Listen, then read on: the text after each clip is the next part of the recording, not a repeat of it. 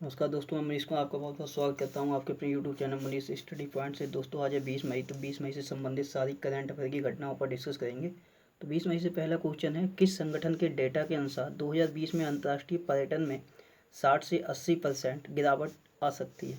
तो 2020 में जो अंतर्राष्ट्रीय पर्यटन में 60 से 80% गिरावट का जो अनुमान लगाया गया है वो लगाया गया है UNWTO के डेटा के अनुसार। UNWTO मतलब कि United Nation World Tourism Organization ने अभी एक डेटा जारी किया है, जिसके अनुसार ये कहा गया है कि 2020 में जो अंतर्राष्ट्रीय पर्यटन में 60 से लेकर 80% तक गिरावट आ सकती है। और ये 2019 के परिप्रेक्ष्य में, मतलब कि 2019 से 2020 में जो पर्यटन रहा था, मतलब कि अंतर्राष्ट्रीय जो पर्यटन रहा था, उसमें इस बार 2020 में 2019 की अपेक्षा 60 से लेकर 80% तक गिरावट दर्ज की जा सकती है। अब ये जो डेटा प्रस्तुत किया है वो किया है UNWTO मतलब कि United Nation World Tourism Organization. अगर बात करें, इसकी स्थापना हुई थी 1974 में, मुख्यालय है मैड्रिड स्पेन में, और प्रमुख हैं इसके UNWTO के तालिब रिफाई। अगर बात करें, अभी जो पर्यटन से संबंधित मामला चला है, तो पर्यटन की अगर बात करें तो कुछ समय पहले ही जो इंटरनेशनल IIFTC मतलब कि Indian international film tourism conclave में जो अवार्ड दिया गया था वो दिया गया था जोया अख्तर के लिए। मतलब कि फिल्मों के माध्यम से पर्यटन के क्षेत्र में बढ़ावा देने के लिए जोया अख्तर के लिए IIFTC अवार्ड से भी सम्मानित किया गया था, और इसका आयोजन किया गया था महाराष्ट्र मुंबई में। और बात करें तो अभी एशियाई विकास बैंक ने भी एक रिपोर्ट जारी की है, और एशियाई विकास बैंक के द्वारा एक घोषणा की गई है कि उसने ये घोषणा की है कि जो कोविड-19 महामारी है, तो कोविड-19 महामारी की वजह से जो वैश्विक अर्थव्यवस्था है उसमें तकरीबन 5800 से लेकर 8800 अरब डॉलर का नुकसान हो सकता है। तो वैश्विक अर्थव्यवस्था में 5800 से लेकर 8800 अरब डॉलर का जो वैश्विक नुकसान दर्ज किया गया है वो एशियाई विकास बैंक के द्वारा दर्ज किया गया है, एशियाई विकास बैंक की रिपोर्ट के अनुसार। और 60 से 80% जो गिरावट का अनुमान लगाया है 2020 में अंतर्राष्ट्रीय ये वैश्विक लेवल पे पर्यटन के क्षेत्र में, वो UNWTO के द्वारा लगाया गया है। बात करते हैं क्वेश्चन नंबर सेकंड की। तो सेकंड क्वेश्चन है, हाल ही में किस देश ने विरोध के रूप में झंडे को जलाने पर प्रतिबंध लगाने की घोषणा की है। तो विरोध के रूप में जो झंडे जलाए जाते हैं तो उन झंडों पर जलाने का जो प्रतिबंध लगाया है वो लगाया है जर्मनी ने। अब इस प्रतिबंध का मतलब क्या है, कि इसका मतलब ये है कि जर्मनी ने अब ये प्रतिबंध लगाया है, तो जर्मनी का जो फ्लैग है, जो राष्ट्रीय झंडा है जर्मनी का, तो जर्मनी के राष्ट्रीय झंडे को किसी भी नागरिक द्वारा या किसी भी देश में नहीं जलाया जा सकता है। तो इसी पर प्रतिबंध लगाने की घोषणा की है जर्मनी ने। ऐसा नहीं है कि ये घोषणा सिर्फ जर्मनी वालों के लिए नहीं, हर किसी के लिए, मतलब कि किसी भी देश में, जैसे हम लोगों के एम्बेसी होते हैं, मतलब एम्बेसडर होते हैं जितने भी देश होते हैं, तो उसमें भारत की तरफ से जो राजदूत नियुक्त किए जाते हैं, तो अन्य देशों के भी राजदूत भारत में नियुक्त किए जाते हैं, तो उनकी एम्बेसी के सामने आप जर्मनी देश का जो झंडा है उसके लिए नहीं जला सकते। तो इसी के लिए प्रतिबंध लगाने की घोषणा की है जर्मनी ने। अगर बात करें जर्मनी की, तो जर्मनी की राजधानी है बर्लिन, मुद्रा है यूरो, प्रेसिडेंट है फ्रैंक वॉल्टर स्टीनमेयर, और चांसलर हैं जर्मनी की एंजेला मार्केल।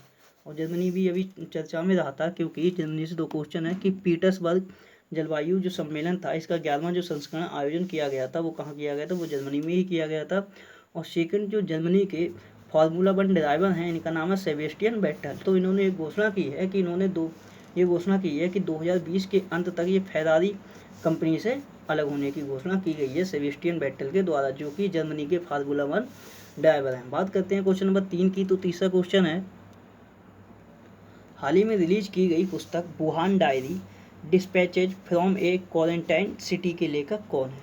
तो एक पुस्तक रिलीज की गई है जिसका नाम है Wuhan diary dispatches from a quarantine city. तो इसके लेखक हैं फॉन्ग फॉन्ग। ये फॉन्ग फॉन्ग जो कि ये चाइना के लेखक हैं, और जो कोविड-19 के दौरान जो लॉकडाउन लगा हुआ है, तो लॉकडाउन के समय में ये पुस्तक लिखी गई है। और इस पुस्तक में लॉकडाउन जो कोरोना वायरस महामारी के दौरान जो लोगों की क्या प्रतिक्रियाएँ रही हैं, और गवर्नमेंट द्वारा क्या क्या उसको लेके मतलब घोषणाएं की गई हैं, तो यही सब की जानकारी दी गई है इस पुस्तक में। मतलब कि कोरोना वायरस से संबंधित स्टार्टिंग से लेके कोरोना वायरस जहाँ से स्टार्ट हुआ था और उसके बाद देशों में जो लॉकडाउन लगा था उसमें क्या क्या प्रतिक्रियाएँ ली गई थी गवर्नमेंट द्वारा और वहाँ की जनता के द्वारा, और लॉकडाउन में जो उनका बिहेव है लोगों का वो कैसा हो रहा है, तो यही सब जानकारी इस पुस्तक में लिखी गई है, जो कि ये पुस्तक लिखी गई है फांग फांग के द्वारा। अब बात करते हैं कुछ अन्य पुस्तकों के रिवीजन की। तो कुछ समय पहले मैंने एक पुस्तक नोट कराई थी, finding freedom, Harry and Megan and the making of a modern royal family. ये जो पुस्तक लिखी गई थी, तो इस पुस्तक के लेखक थे ओमिड ओस्कोबी और कैरोलिन डूरेंट। और ये जो पुस्तक है तो ये ब्रिटेन के प्रिंस हैरी और वहाँ की इनकी पत्नी है मेगन हैरी, इन दोनों हस्बैंड एंड वाइफ के ऊपर ये पुस्तक लिखी गई है, जिसके लेखक हैं ओमिड स्कोबी और कैरोलिन डूरेंट। दूसरी पुस्तक है फियर ऑफ गॉड। तो इस पुस्तक को लिखा था बोम देवराज चंद्रवदन ने। तीसरी पुस्तक है, इसी मंथ की हैं ये सब पुस्तक, Vijyant at Kargil, the life of a Kargil hero. ये पुस्तक लिखी थी कर्नल BN थापर और नेहा द्विवेदी के द्वारा। नेक्स्ट है Shivaji in the south block, the unwritten history of A proud people. ये पुस्तक लिखी गई थी गिरीश कुबेर के द्वारा। नेक्स्ट पुस्तक है Sayaji Rao Gaekwad third, the Maharaja of Baroda. ये पुस्तक लिखी गई थी उमा बाला सुब्रमण्यम के द्वारा। उसके बाद एक पुस्तक और थी, the room where it happened, a White House memory. ये जॉन बोल्टन के द्वारा लिखी गई थी। बात करते हैं क्वेश्चन नंबर 4 की। तो चौथा क्वेश्चन है, हाल ही में केंद्र सरकार ने ऑनलाइन व डिजिटल शिक्षा को बढ़ावा देने के लिए कौन सी योजना बनाई है। तो ये ऑनलाइन व डिजिटल शिक्षा को बढ़ावा देने के लिए सरकार द्वारा एक योजना बनाई गई है और इस योजना का नाम दिया गया है PM ई-विद्या योजना। और ये जो योजना है, इस योजना की जो घोषणा की है वो की है वित्त मंत्री निर्मला सीतारमण के द्वारा। वित्त मंत्री निर्मला सीतारमण ने ऑनलाइन व डिजिटल शिक्षा को बढ़ावा देने के लिए PM ई-विद्या योजना की घोषणा की है। और इस योजना के माध्यम से होगा क्या, तो अभी जो लॉकडाउन चल रहा है, तो लॉकडाउन में जितनी भी शैक्षणिक संस्थाएं हैं वो अभी बंद चल रही हैं। तो अब क्या किया जाएगा, तो विभिन्न चैनलों के माध्यम से होगा क्या, तो वहाँ से ई शिक्षा दी जाएगी। मतलब कि विभिन्न चैनलों के माध्यम से ऑनलाइन शिक्षा प्रोवाइड की जाएगी, ताकि जो स्टूडेंट हैं उनकी जो पढ़ाई सुचारू रूप से चल सके। तो यही है जो कि लॉन्च की गई है केंद्र सरकार के द्वारा, जिसका नाम दिया गया है PM ई-विद्या योजना। अब बात करते हैं क्वेश्चन नंबर 5 की। तो 5वां क्वेश्चन है, हाल ही में किस राज्य की सरकार ने चणर पादुका पहल की शुरुआत की है। तो ये किस राज्य की सरकार ने एक पहल चलाई है जिसका नाम है चणर पादुका पहल, और इस पहल की शुरुआत की है मध्य प्रदेश की सरकार ने। अब बता दें ये चणर पादुका पहल है क्या, तो अभी लॉकडाउन जो लगा हुआ है, तो उसमें जो प्रवासी लोग अपने यथा स्थान पर जा रहे हैं, मतलब कि अपने घर पर लौट कर जा रहे हैं। तो ऐसी स्थिति में कुछ लोग ऐसे भी हैं, उसमें श्रमिक भी शामिल हैं। तो कुछ लोग ऐसे हैं जो कि नंगे पैर दिन रात चल रहे हैं, उनके पैरों में चप्पलें भी नहीं हैं, जूते भी नहीं हैं, या जो भी महिलाएं हैं या जो बच्चे हैं। तो जो लोग मध्य प्रदेश की तरफ से निकल कर जाएंगे, मतलब कि जो लोग मध्य प्रदेश राज्य से होके जाएंगे, तो उन लोगों के लिए जो सरकार मध्य प्रदेश की सरकार है, तो उनके द्वारा जूते तथा चप्पलें दी जाएंगी, प्रोवाइड कराई जाएंगी, ताकि वो उन चप्पलों को पहन सकें और अपनी आगे की यात्रा पूरी कर सकें। तो यही है जिसका नाम है चणर पादुका पहल, जो कि शुरुआत की गई है मध्य प्रदेश की सरकार के द्वारा। बात करें अगर मध्य प्रदेश की, तो मध्य प्रदेश की राजधानी है भोपाल, मुख्यमंत्री हैं शिवराज सिंह चौहान, राज्यपाल हैं लालजी टंडन, और मध्य प्रदेश का जो हाईकोर्ट लगता है कहाँ पे, तो ये जबलपुर में लगता है, जिसके मुख्य न्यायाधीश हैं अजय कुमार मित्तल। बात करें अगर मध्य प्रदेश की, तो मध्य प्रदेश ने अभी कुछ समय पहले FIR आपके द्वार योजना भी शुरुआत की है। उसके बाद मध्य प्रदेश की सरकार ने जो कारखाने हैं राज्य के, उसमें काम करने की जो अवधि थी 8 घंटे की, वो 8 घंटे से बढ़ाकर कितनी कर दी है, तो वो 12 घंटे कर दी है। और अभी भारत का जो रजिस्ट्रार ऑफिस है, तो उसकी रिपोर्ट एक जो आई थी, जिसमें कि सबसे अधिक जो शिशु में मृत्यु दर रिकॉर्ड की गई थी, वो रिकॉर्ड की गई थी मध्य प्रदेश में। मतलब कि मध्य प्रदेश राज्य में सर्वाधिक शिशु मृत्यु दर रही है। बात करें अगर सबसे कम की, तो वहाँ दर्ज की गई थी नागालैंड। उसके बाद बात करें तो मुख्यमंत्री जन कल्याण संबल जो योजना है, उसकी दोबारा से शुरुआत भी की है मध्य प्रदेश की सरकार ने। और कोविड-19 के खिलाफ जो भी पुलिसकर्मी लगे हुए हैं, मतलब कि लॉकडाउन के जो कोविड-19 की लड़ाई में पुलिस वाले जो लगे हुए हैं, तो उनके लिए करमवीर अवार्ड, मतलब कि करमवीर पदक से भी सम्मानित करने की घोषणा की है मध्य प्रदेश की सरकार के द्वारा। उसके बाद संजीवनी वाहन का भी विकास किया गया है मध्य प्रदेश सरकार के द्वारा। उसके बाद बात करें तो मिड डे मील राशन की सुविधा देने वाला देश का पहला राज्य बना है मध्य प्रदेश। संकल्प योजना की जो शुरुआत की गई है, वो कहाँ से की गई है, तो मध्य प्रदेश से ही की गई है। अगर पर्टिकुलर स्थान की बात करेंगे, तो मध्य प्रदेश में एक ज़िला पड़ता है जिसका नाम है उमरिया ज़िला। तो उमरिया ज़िले की पुलिस के द्वारा बुजुर्गों की 24 घंटे सहायता के लिए संकल्प योजना की शुरुआत भी की गई है। जीवन अमृत योजना की शुरुआत भी कहाँ से की गई है, तो ये मध्य प्रदेश से की गई है, जिसमें कि क्या किया जाएगा, तो नागरिकों की जो प्रतिरक्षा प्रणाली होती है उसको बेहतर बनाने के लिए जो आयुष मंत्रालय द्वारा त्रिकुट चूर्ण है उनके पैकेटों का वितरण भी किया जाएगा। उसके बाद जीवन शक्ति योजना की भी शुरुआत मध्य प्रदेश में की है, जिसमें जीवन शक्ति योजना में क्या है, तो जो भी मध्य प्रदेश राज्य की जो भी फीमेल हैं, मतलब कि जो भी महिलाएं हैं, तो उनके द्वारा मास्क बनाए जाएंगे और प्रति मास्क के हिसाब से उन्हें 11 रुपये प्रोवाइड किया जाएगा, मतलब कि एक मास्क का 11 रुपये। उसके बाद बात करें तो कोविड-19 योद्धा कल्याण योजना की भी शुरुआत किसने की है, तो मध्य प्रदेश की सरकार ने की है, जिसमें कि आंगनबाड़ी जो कार्यकर्ता हैं उनके लिए 50 लाख का स्वास्थ्य बीमा कवर देने की घोषणा की है। उसके बाद मध्य प्रदेश की सरकार ने कोरोना मरीज के लिए 10,000 रुपये भी देने की घोषणा की है। वहीं बात करें तो पश्चिम जो मध्य रेलवे है, जिसका मुख्यालय जबलपुर में पड़ता है, जबलपुर कहाँ है, तो मध्य प्रदेश में है, जहाँ पे धुआंधार जलप्रपात है नर्मदा नदी बना हुआ। तो जो पश्चिम मध्य रेलवे है, जिसका मुख्यालय जबलपुर में लगता है, तो पश्चिम मध्य रेलवे के द्वारा कोरोना संक्रमण के लिए एक मोबाइल डॉक्टर बूथ लॉन्च किया गया था और इस मोबाइल डॉक्टर बूथ का नाम दिया गया था चरक। उसके बाद बात करें तो लॉकडाउन के चलते शिक्षा को प्रसारित करने के लिए मध्य प्रदेश सरकार ने रेडियो स्कूल कार्यक्रम भी शुरू किया है। उसके बाद ड्रोन के माध्यम से पूरे शहर को सैनिटाइज करने वाला देश का जो पहला शहर बना है वो मध्य प्रदेश का कौन सा शहर है, तो उसका नाम है इंदौर। उसके बाद बात करें तो अभी मध्य प्रदेश की हैं भावना डेहरिया, इनका नाम है भावना डेहरिया। तो भावना डेहरिया के ही द्वारा अभी ऑस्ट्रेलिया की जो सबसे ऊंची चोटी है माउंट कोसियोस्कू, तो उस पर भी चढ़ाई पूरी की है सफलतापूर्वक। कुछ अन्य पॉइंटों पे नज़र डालें तो नमस्ते और छा जो महोत्सव हुआ था उसका आयोजन भी मध्य प्रदेश में किया गया था। मध्य प्रदेश का एक जिला पड़ता है जिसका नाम है निवाड़ी जिला, यहाँ पे किया गया था। उसके बाद मिर्च उद्योग को बढ़ावा देने के लिए मिर्च महोत्सव का भी आयोजन किया गया था मध्य प्रदेश के खारगोन जिला में, ये जिले का नाम है खारगोन। उसके बाद बात करें तो आयुष्मान भारत योजना, जो आयुष्मान योजना है, तो आयुष्मान योजना के तहत राज्य से बाहर इलाज कराने वाले व्यक्तियों की सूची में जो पहले स्थान पर रहा था वो मध्य प्रदेश ही राज्य रहा है। यूनिफाइड रजिस्ट्रेशन कार्ड लॉन्च करने वाला देश का पहला राज्य मध्य प्रदेश बना है। 100% सौर ऊर्जा से संचालित होने वाला जो देश का पहला गांव है वो गांव कौन सा है, तो उस गांव का नाम है बांचा, जो कि बैतूल जिला मध्य प्रदेश में ही पड़ता है। 2 दिवसीय वानिकी सम्मेलन 2020 का भी आयोजन मध्य प्रदेश की राजधानी भोपाल में किया गया था और उस समय तत्कालीन जो मुख्यमंत्री थे कमलनाथ, उनके द्वारा उद्घाटन किया गया था। उसके बाद बात करें तो राष्ट्रीय जल सम्मेलन का आयोजन कहाँ किया गया था, तो भोपाल में किया गया था।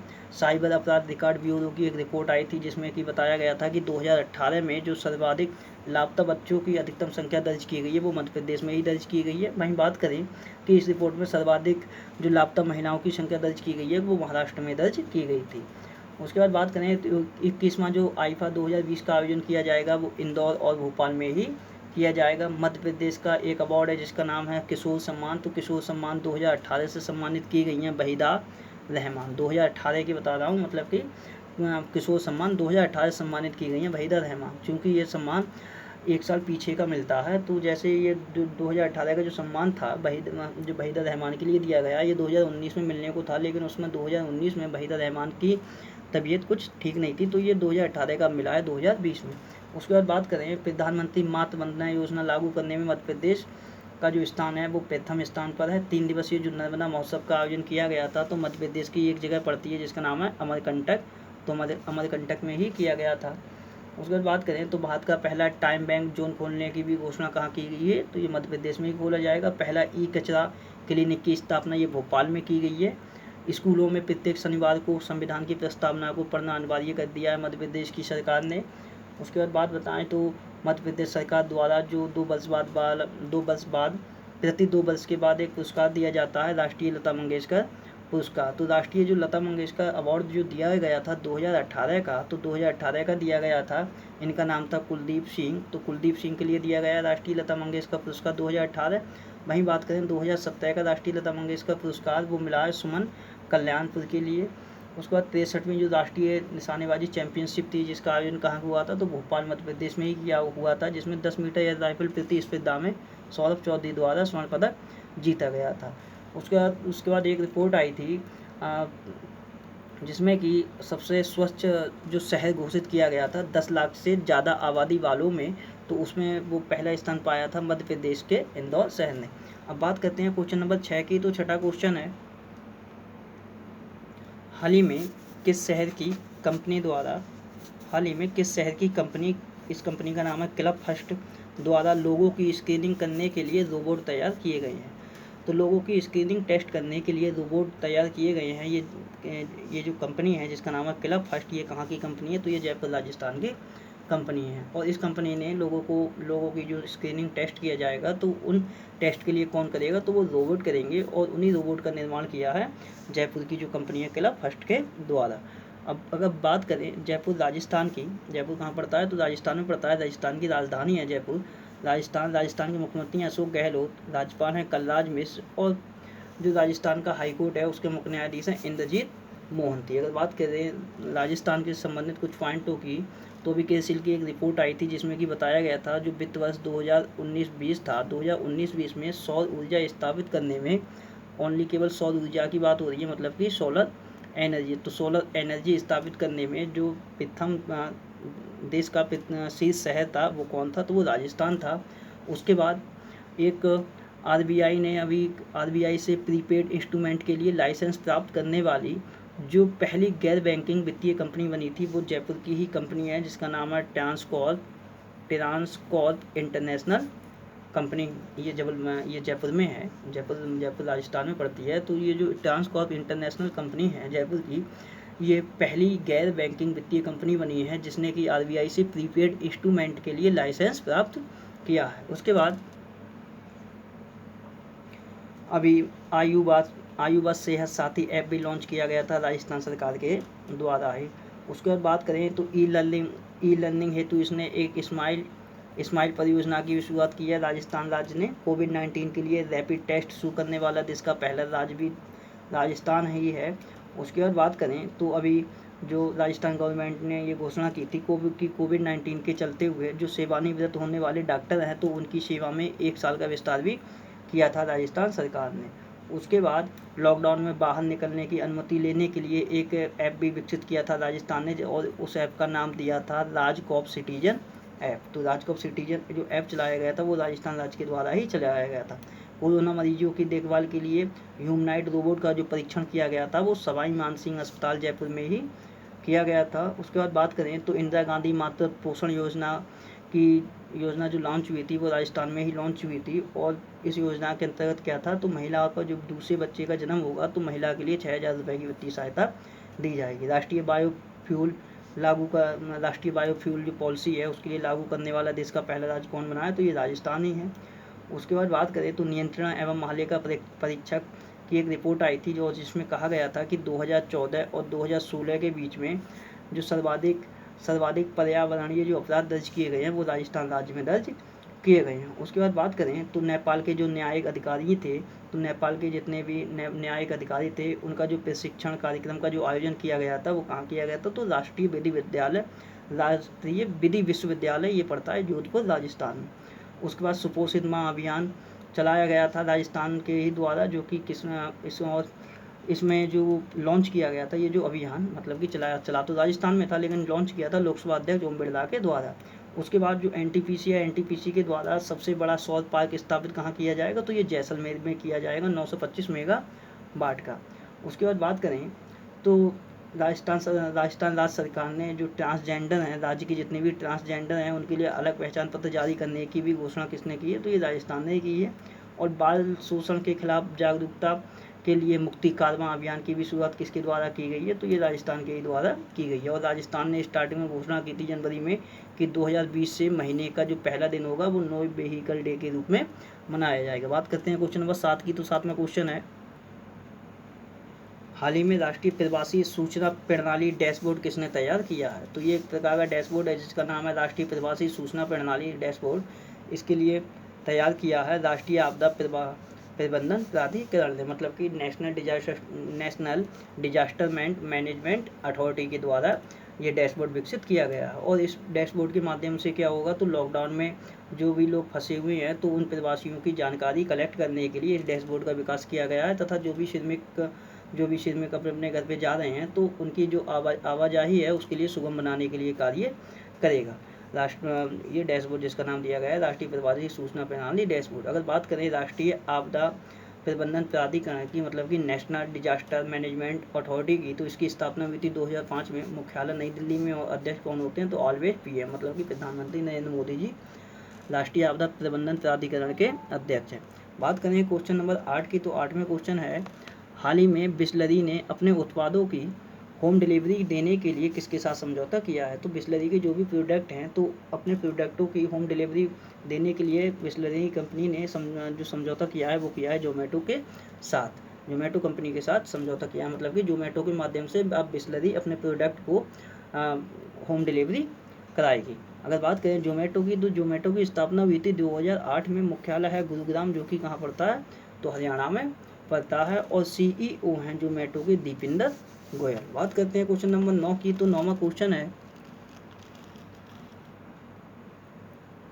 हाल ही में किस देश ने नेपाल को 30,000 पैथो डिटेक्ट कोविड-19 टेस्ट किट प्रदान की हैं? तो नेपाल को 30,000 पैथो डिटेक्ट कोविड-19 टेस्ट किट प्रदान की हैं अपने देश भारत ने। भारत के द्वारा अभी नेपाल के लिए 30,000 पैथो डिटेक्ट कोविड-19 टेस्ट किट पहुंचाई गई हैं। जो नेपाल में भारतीय उच्चायुक्त है, इनका क्या नाम है? तो विनय मोहन क्वात्ता नाम है। तो विनय मोहन क्वात्ता के जरिए ये जो कोविड-19 टेस्ट किट है पैथो डिटेक्ट नाम से उनके लिए पहुँचाया गया है। और कुछ समय पहले ही भारत ने नेपाल को 23 टन हाइड्रोक्सी क्लोरोक्वीन तथा पैरासीटामोल दवाई भी भेजी थी। अब बात करते हैं नेपाल की, तो नेपाल, चूँकि ये नेपाल को पहुंचाई गई हैं, तो नेपाल की राजधानी है काठमांडू, मुद्रा है यहाँ की रुपया, प्रेसिडेंट है विद्या देवी भंडारी और PM है KP शर्मा ओली। अब मैं बात बता दूं तो नेपाल से संबंधित एक और भी क्वेश्चन चर्चा में चल रहा है, तो ये मैंने नीचे लिख रखा है। तो अभी भारत तथा नेपाल के बीच जो महाकाली नदी है, जिसके लिए सागर नदी के नाम से जानते हैं, इसके जो पूरब के क्षेत्र हैं और इन क्षेत्रों में शामिल है लिपुलेख, काला पानी और लिम्पियाधुरा। इन क्षेत्रों को लेकर भारत और नेपाल के बीच विवाद भी चल रहा है।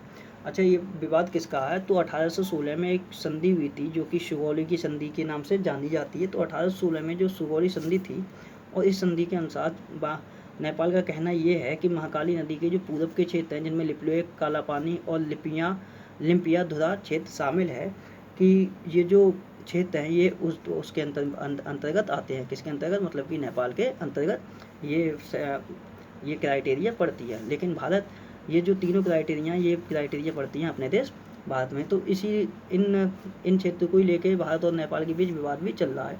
और अभी हालांकि जो बॉर्डर रोड ऑर्गेनाइजेशन मतलब कि सीमा सड़क संगठन, जिसके लिए BRO बोलते हैं, तो BRO ने अभी जो कैलाश मानसरोवर यात्रा है उसके लिए, कैलाश मानसरोवर यात्रा के लिए एक लिंक रोड का भी निर्माण किया है। लिंक रोड का निर्माण किया है कितने किलोमीटर? तो 80 किलोमीटर है। तो इस 80 किलोमीटर में जो 22 किलोमीटर का रोड है, तो इस 22 किलोमीटर रोड को भी लेकर नेपाल ने ये कहा है कि 22 किलोमीटर का जो रोड है वो उनके देश नेपाल में आता है। तो ये एक विवाद है जो कि मैंने यहाँ पे समझा दिया। अब बात करते हैं क्वेश्चन नंबर 10 की, तो 10वां क्वेश्चन है,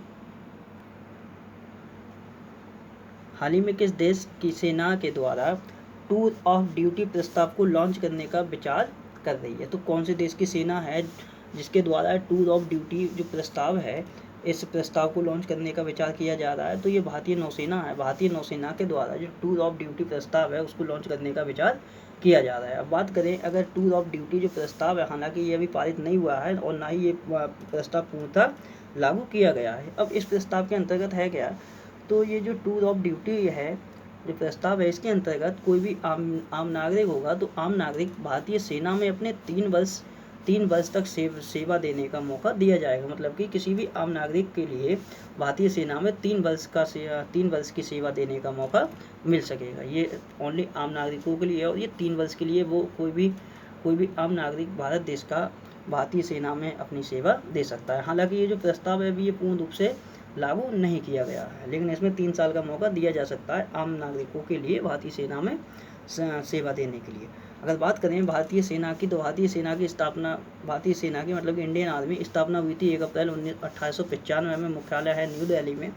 प्रमुख है मतलब कि चीफ हैं मनोज मुकुंद नरावने, MM नरावने, और वाइस चीफ है सत्येंद्र कुमार सैनी।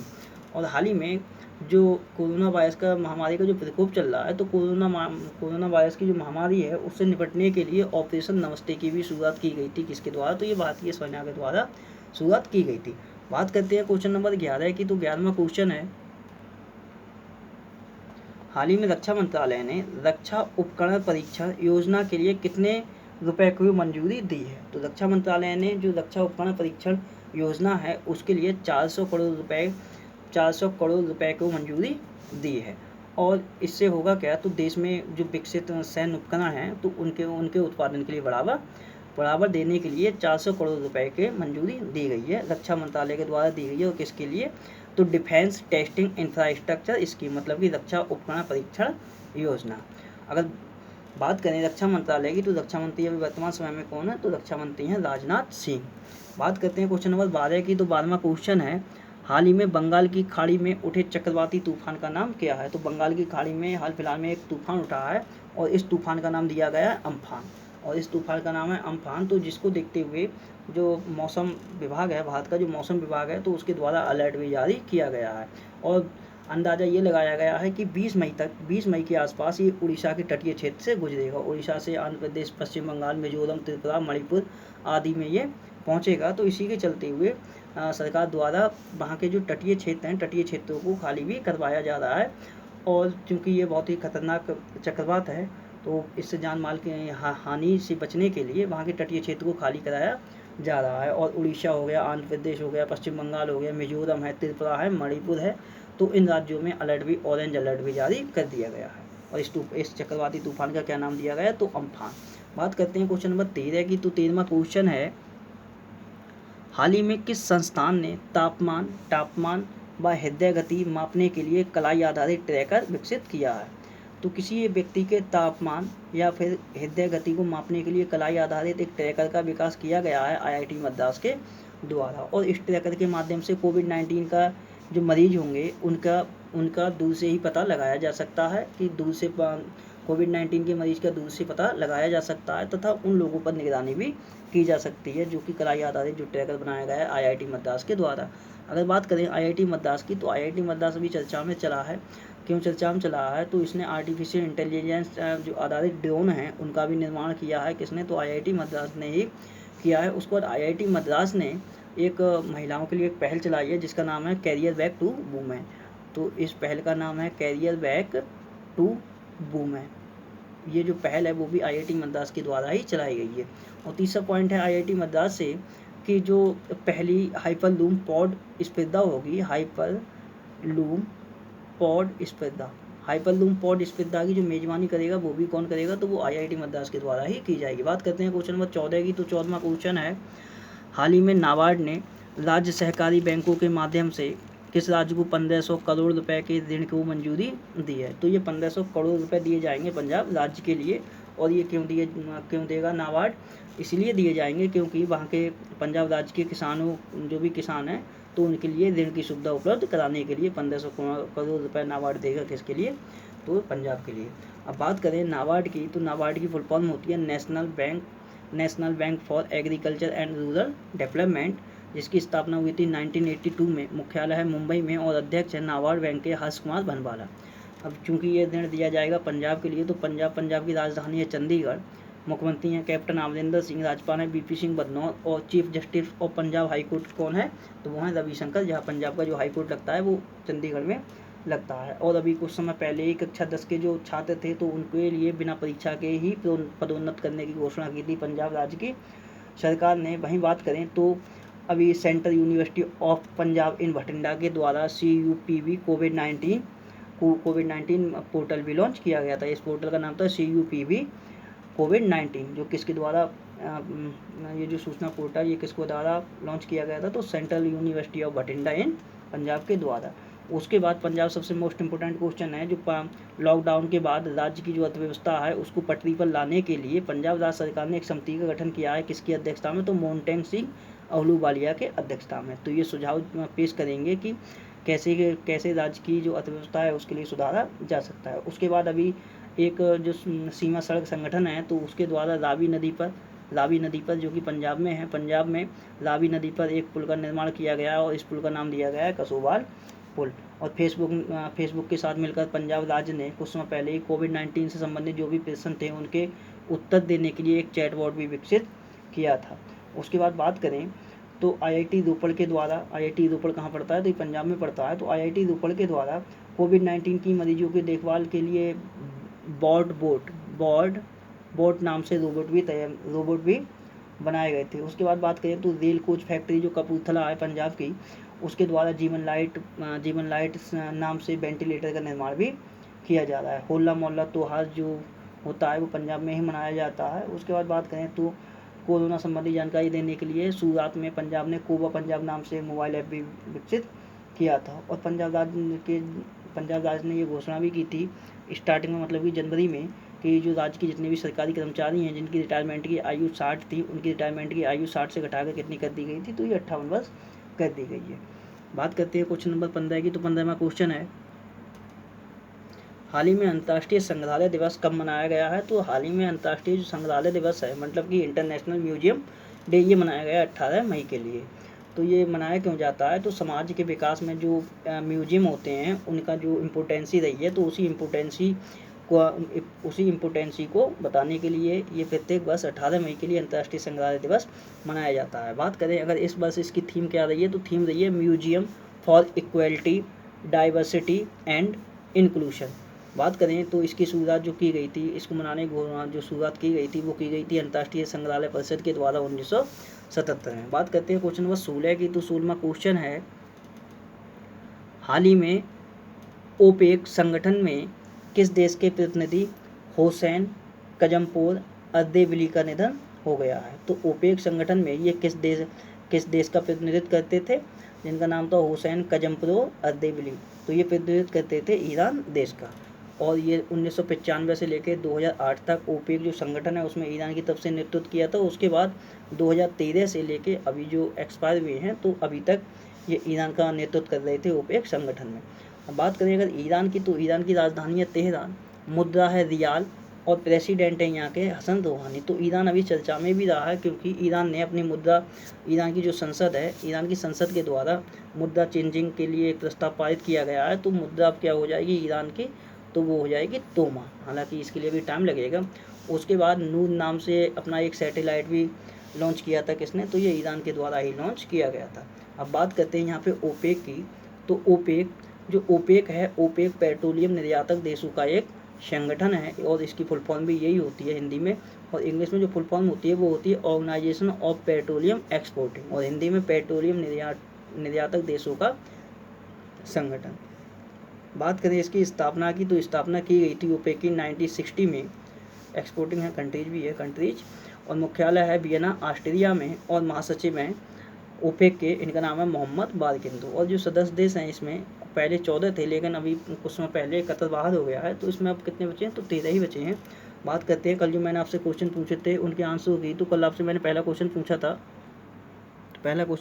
था, एक निधन हुआ था चुन्नी गोस्वामी का। मैंने पूछा था ये कौन थे, तो ये फुटबॉलर, और फुटबॉलर के साथ साथ ये क्रिकेटर भी थे। जो 1962 का जो एशियाई गेम हुआ था उसमें ये जो भारत की जो फुटबॉल टीम थी उसके ये कैप्टन रहे थे, और उनकी कप्तानी में भारतीय फुटबॉल टीम ने गोल्ड मेडल भी जीता था। उसके बाद ये बंगाल की जो रणजी टीम है उसके ये पूर्व कप्तान भी रहे थे। उसके बाद मैंने एक निधन और पूछा था, इनका नाम था डेनिस गोल्डबर्ग। ये कौन थे, तो ये सामाजिक कार्यकर्ता थे दक्षिण अफ्रीका के, जो दक्षिण अफ्रीका में नेल्सन मंडेला के द्वारा रंगभेद आंदोलन चलाया गया था, तो उस आंदोलन में ये सहयोगी रहे थे नेल्सन मंडेला के। तीसरा क्वेश्चन मैंने पूछा था विश्व अस्थमा दिवस कब मनाया गया, तो ये 5 मई के लिए मनाया गया है। चौथा क्वेश्चन पूछा था मैंने MIR-AHD कोविड-19 डैशबोर्ड का विकास किसके द्वारा किया गया है, तो इसका विकास किया गया था IIT गांधीनगर के द्वारा। पाँचवां क्वेश्चन था किस राज्य की पुलिस द्वारा थर्मल कॉम्बैट हेडगियर लॉन्च किया गया है, तो ये दिल्ली पुलिस के द्वारा थर्मल कॉम्बैट हेडगियर लॉन्च किया गया है। अब बात करते हैं आज के क्वेश्चन की। तो आज आपसे पहला क्वेश्चन है, ई संजीवनी OPD ऑनलाइन सेवा की शुरुआत किस राज्य द्वारा की गई है। दूसरा क्वेश्चन बताना है, जिफी कंपनी का अधिग्रहण किस कंपनी के द्वारा किया गया है, जिफी जो कि एनिमेटेड इमेज बनाती है। तीसरा क्वेश्चन बताना है, किस ऑटोमोबाइल कंपनी द्वारा सेवा अभियान की शुरुआत की गई है, इस कंपनी का नाम बताना है, और जिसके जो MD और CEO कौन थे, तो रूपतेज सिंह थे, जो कि इनका निधन हो चुका है। चौथा क्वेश्चन बताना है, किस राज्य द्वारा मिशन ग्रांड केयर की घोषणा की गई है। पांचवा क्वेश्चन बताना है, हाल ही में अजय कुमार त्रिपाठी का निधन हुआ है, आपके लिए बताना है ये कौन थे। आपके लिए मैं थोड़ी हिंट बता दे रहा हूँ, ये किसी राज्य के हाई कोर्ट के मुख्य न्यायाधीश थे। उसके बाद छठा क्वेश्चन बताना है, विश्व रेड क्रॉस दिवस कब मनाया गया है। और सातवां क्वेश्चन आपके लिए बताना है, कॉम्प्रिहेंसिव फर्म की रिपोर्ट के अनुसार 2026 तक दुनिया के पहले ट्रिलियनियर कौन बनेंगे। तो इन सब क्वेश्चनों के आप आंसर नीचे दे दें कमेंट्स बॉक्स में। दोस्तों, तो ये थी आज से संबंधित सारी करंट अफेयर की जानकारी जो कि मैंने आपसे डिस्कस करी। दोस्तों, मेरे द्वारा अगर बनाई हुई वीडियो आपके लिए पसंद आती है तो मेरे चैनल मनीष स्टडी पॉइंट के लिए लाइक करें, शेयर करें, सब्सक्राइब करें। वीडियो को टाइम देने के लिए बहुत बहुत धन्यवाद। आपका दिन शुभ हो।